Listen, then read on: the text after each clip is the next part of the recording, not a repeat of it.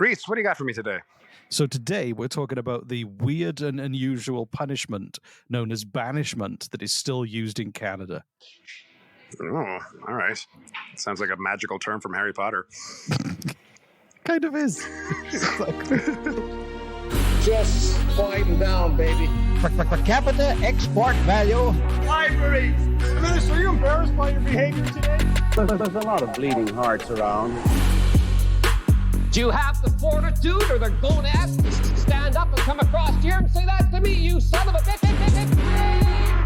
Just watch me. He certainly went too far, Mr. Speaker, when I saw him stick his tongue out. Contemptuous disregard. More than a slab of bacon talking here. The disappointment you also feel is my responsibility. I lost my temper. What is the nature of your thoughts? The word was F-A-R-T.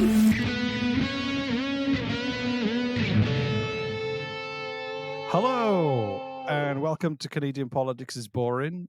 This is Reese, and live from Italy on his phone for the worst quality recording we've ever done is Jesse. Hello, everybody. It's me, Jesse. I'm in Catania, Italy, after traveling with some mates I met at a hostel from Palermo. Hey, everybody. Hello. I'm recording my podcast via my phone from my friend in Halifax, Nova Scotia right now. Can everybody, hey, Miguel, I need everybody to say hi to Reese on the count of three. Say, go fuck yourself, 3. 1, 2, 3, go fuck yourself, Reese. Go fuck yourself, Reese. I don't know who you are, Maurice, but fuck you. Go you, fuck Maurice. yourselves too. They all called you Maurice, which was really fun. I like Maurice. that. That's I a said- much, did I much say worse Maurice? name. What's his name? Reese. Reese. Go fuck yourself, okay? Just go fuck yourself. No. Thank did you, a really good random job. foreign Canadian person. Fuck you too. Fuck you, Mr. Matt, this is Matt. Matt's our alcoholic motivational speaker. Matt, can you give us a 10-second motivational speech about alcohol? We did this last night for an hour and a half. But like, if you want to drink and you want to like be good at it, you can't drink and be good at work unless you do it regularly. So how are you going to be good at work? If you can drink good at work, then you can drink amazingly outside of work. So you can do work amazingly sober. That's why you drink at work. Work is your oyster.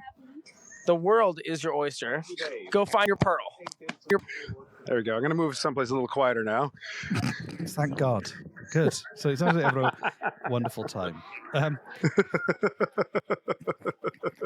So Jesse, don't forget at the end, the new rule is I'm going to quiz you on the stuff I'm going to tell you to see if you were paying attention or if you were looking out the window at a cat or something. Oh, boy. And I guess that means that you, the listener, can play along and see if you can answer Reese's quiz at the end as well. Is our new target audience children on a road trip? Well, that could be our thing. Like, hey, at the end of the admin is the quiz. So that's why you get to sit through our fucking admin. All right, teach me a thing. Teach me a thing. So Jesse, small talk dimension. Just so everybody knows, in case you didn't listen to the last episode, Jesse on a whim has gone to Italy because I said it's nice, and he's now in Italy for a few months. And it's been fucking cold. How's it been? You were scared. You were scared to go there. Are you now no longer scared? I'm no longer scared. I'm very glad I did, as per the motto of one of my favorite YouTube shows, Yes Theory, which is seek discomfort. And I told myself that over and over. And I went to Italy and I met up with some amazing people at the hostel, some of which you've already heard. And we've been traveling together for the past week, seeing Palermo. And now we're in Catania and we're going to go hike Mount Etna tomorrow, which is a live volcano. Sorry, Mom, if you're hearing this. I know you're going to have a panic attack hearing that. So it's been great. It's been lively. It's been entertaining. It's been eye-opening. Can you get a jar or like a Pyrex jug and scoop up some lava for me and bring it back? I will try. You were the third person to ask me to bring home dirt for them, so I'll see what lava. I can do. I don't want dirt. Yeah, I want molten rock. Oh, molten rock. Yeah. Oh, yeah, sure. Yeah, that's no problem. Of course. Yeah, the superpowers I possess. Great, so, thanks. I don't know what I'm doing next, which is exciting to me. I have no idea what I'm doing. I'm just going with the flow, taking it one day at a time. It's not where on earth is Carmen Sandiego. It's where on earth is Jesse Harley. Exactly. You yes. need a big red hat. That's it. Cool. I've been scammed 3 or 4 times as soon as I did got warn off you about the... scammers. Europe's full of people trying to scam you on a street level. Everybody. I got off the train, not the train. Yeah, I got off the train from the airport, the city center. I didn't have data. I had to go get a European SIM card, so I didn't know how to, I couldn't call an Uber. So I went to a taxi and I'm like, I need to get to this hostel. And he's like, 30 euros. I'm like, okay. He's like, yeah, it's a really long, far, complicated route. I'm like, okay.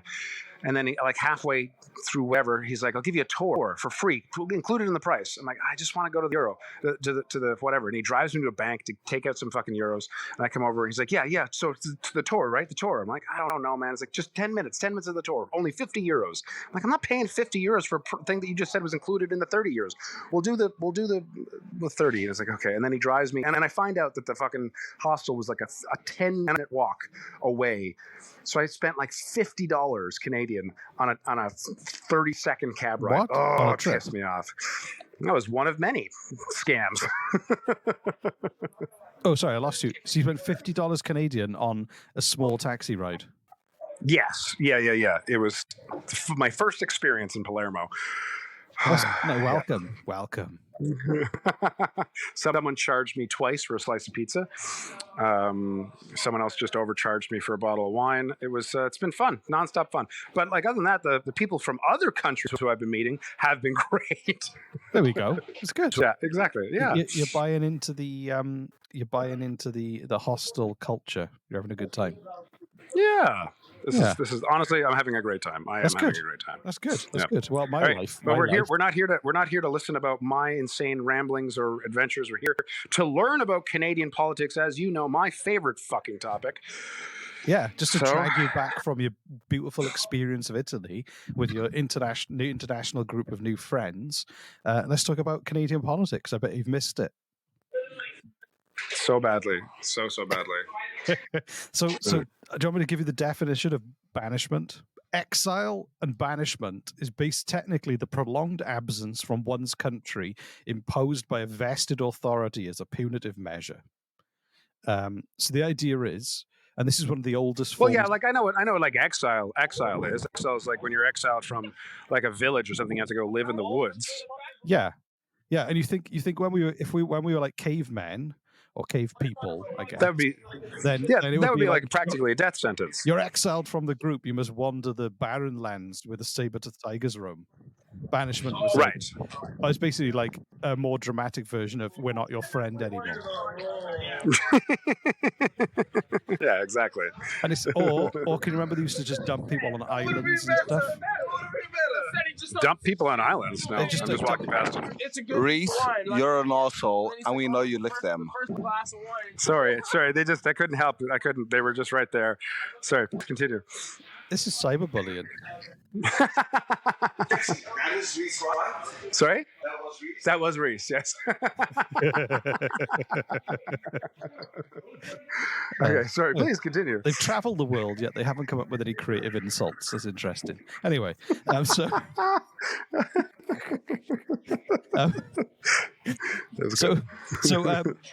did you know, though, banishment seems like a very old school way of punishing someone? It's incredibly old school, but it was effective back in the day, from what I understand. If you were in a tribe or a small community and you were exiled, there weren't there wasn't neighboring cities that were 30 seconds away. There was woods, or desert, and you basically humans survive because of other humans, and to be exiled was almost a death sentence. That's from my understanding of it. Did you know? But then we developed neighboring cities and developing worlds and stuff like that. So, right, yeah. However, banishment is still used in modern Canada. Fuck off. Honestly. Like what? Up in the Arctic? No. Like an Inuit community? That would suck. There's a story from January last year in Nova Scotia where a man with dual citizenship was a provincial court in Shelburne, Nova Scotia, banished him from the country for 2 years. Banished from the country of Canada. The judge in Nova Scotia banished him in what was described as extraordinary sentencing. This guy was 64 and charged on 2 counts of criminal harassment, and he was accused of stalking a 25-year-old woman in Yarmouth. And the judge was like, "You are banished from Canada for 2 years." That's amazing. I didn't know that was still a thing that could legally be handed out. So, because he had dual citizenship, now he has to live in the USA for 2 years. Obviously, it was like banishment was good because it's a small community in Nova Scotia, and she obviously felt threatened. So he was like, "Get the fuck out of the country for 2 years." I mean, we have things called, what are they called? When you're not allowed within 200 yards of a person. Restraining orders. No, but this is literally a Canadian citizen was banned from their own country for 2 years. That's amazing. That's newsworthy, I'll say. So, like, the judge could have given him a restraining order, but decided, you know what? Not good enough. No, I need to do something slightly more extreme. Exactly. And it was considered like... The judge got bored that day. Yeah, he was like... I bet the judge was just waiting on that. He's like, he learned like, banishment is still legal? I'm going to sit on that. On the weekend, he went yachting with some other lawyer friends. They were like, "I was reading back up on the old laws. Did you know that's still legal?" And he was like, "I'm going to find a way to use that this week." It was a bet. It was a bet between judges who could use it the first. Yeah. Or it was just a parking ticket, sir. Or the judge had just had enough and was hoping he would get fired. So he's like, "I'm going to do something weird. See what happens. I want a good severance package." So yeah, he's just handing out exiles all day long to everyone who comes in. Shoplifting, banned from Canada. Like.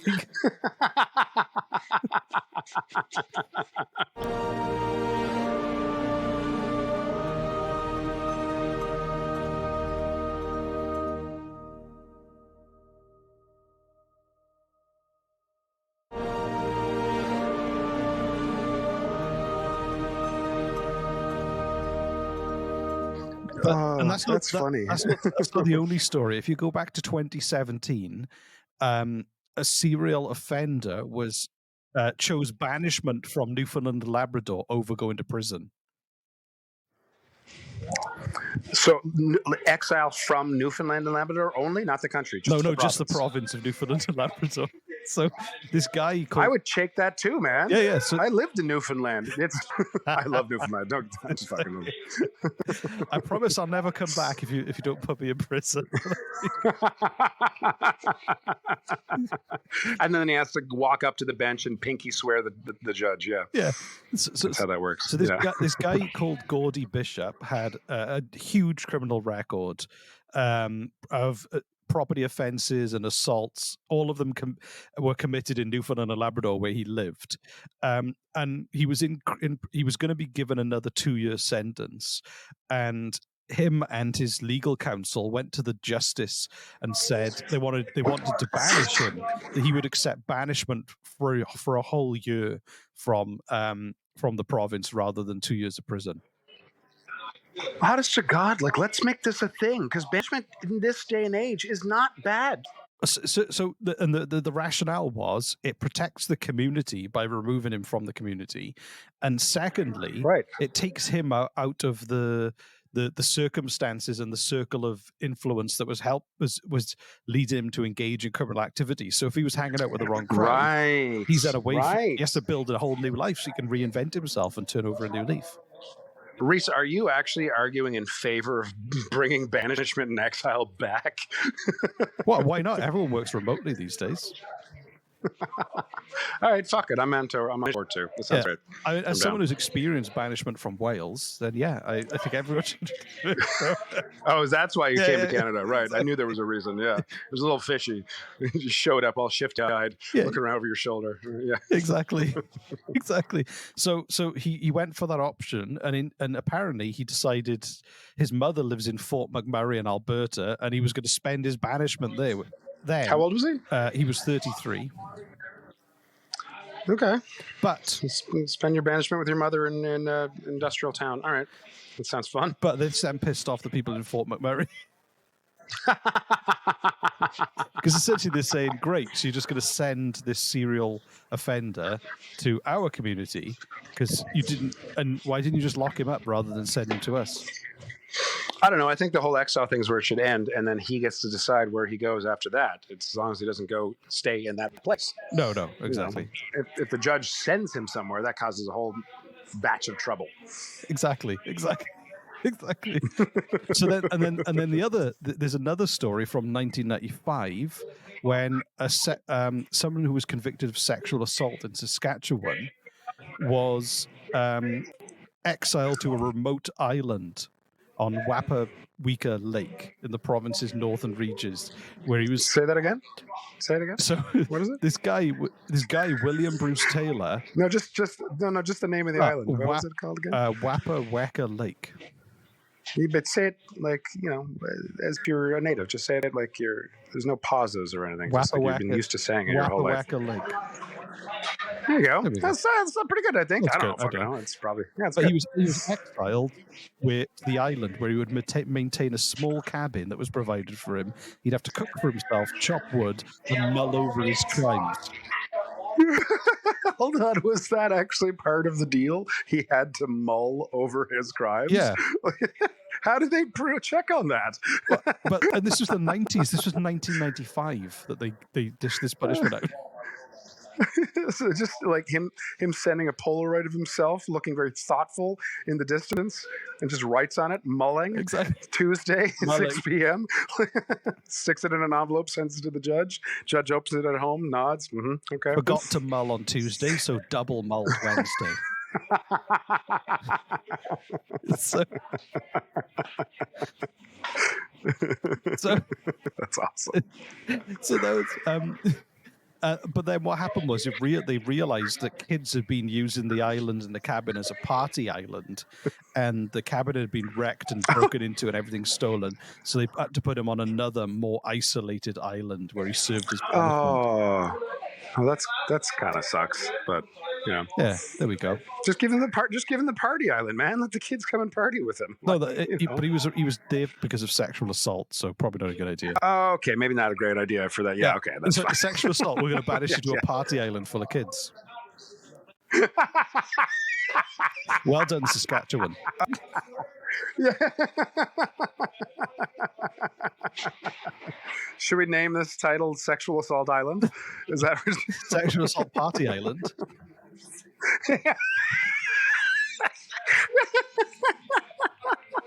Yes, please. Maybe not. There's a very famous cult British comedy show called Brass Eye, and it's a fake news show. And they did a whole episode about pedophiles that made fun of how the media talks about the issue of pedophiles. And they had a whole segment about a story that they were going to banish a pedophile by putting him in a capsule and shooting him into space. But then as they're reading it, but there's a twist in this story. Unexpectedly, NASA accidentally stored a child in that capsule after they shot it into space, leaving the child stranded with him. A spokesperson said, "This is the last thing we wanted to happen." It's amazing. If you ever watch that show as well, young Simon Pegg is in it as a paedophile.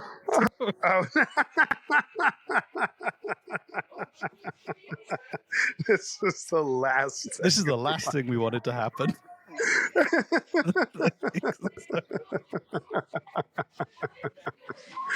So there you go. That's it. That's the content.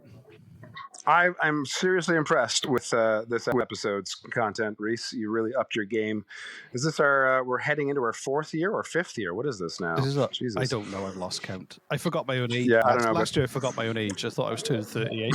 My wife had to remind me, no, you're 39 this year. Oh, shit. I lost you. Great. Thanks, wife. Yeah. I'm sort of going to call your wife his wife. I don't call my wife wife. We're a lot closer than that. No, so we're going to up our game. We're telling people what the show's about before we ramble about our own insane lives, so that you know if you want to fast forward or not. And Reese, man, this was juicy. This was good shit. Yeah, I gotta tell you, bring shit like this. This is awesome. And if you really enjoyed the show, go to patreon.com/Canadian Politics is Boring for premium content. If you can't afford premium content because food is more expensive than solid gold, then just go and leave us a review. review or send us a nice review on the website or something. Even if you're not on Apple, you can leave a review on our website, CanadianPoliticsReport.com. So if you have money, then get the access. If you don't have money, then just say thanks with a review. That's all we ask. I never was one of those people who personally went and did like a monthly subscription to an independent sort of artist, except for recently I went to dropout.tv, which I know they're kind of like a company instead of just like one or two people. But like they're an independent sort of comedy troupe, and I'm just giving them $5 a month, and I'm so fucking happy I did. They're so funny. If you're into this show, we have like, I don't know, hundreds or maybe like 100, I don't know, like special episodes that are just behind the paywall, and they're so fucking funny. So there you go. That's my pitch. And the review thing. Apple Podcasts, we love Apple Podcasts review. However, if you're on Spotify, I'd love a fucking 5-star review on there, because we've been hovering at 3.9 for a while, and it pisses me off. Let's just get up to 4, man. Like, just chill. Nobody listens to us on Spotify, but it just bothers me. Just chill. I've revamped the website as well. If you go to CanadianPoliticsIsBoring.com, the website is revamped, but you can also leave a review directly on our website too. Nice. We should, with this admin stuff at the end of every episode, I feel like people are going to skip it. So maybe like from now on, we'd be like, hey, we're just going to do a little bit of admin. At the end of the admin, Reese has a surprise for you. I do. And then you give a surprise. What is the surprise? You put me on the spot now. So you can take that little clip. I got a funny story for you. Hold on, wait. Take that little clip of me saying that and put it before the admin. No, it sounds like too much work. There we go. That's okay, fair. Yeah. There we go. I can't think of a funny story. Oh, I tell you what, Eddie, my 9-year-old, he wasn't very well, so he didn't go to school today. And for his birthday, he had an 18+ Lego set, which means it's not like the theme isn't adult. It's just difficult. It's not like a rude Lego set for 18+.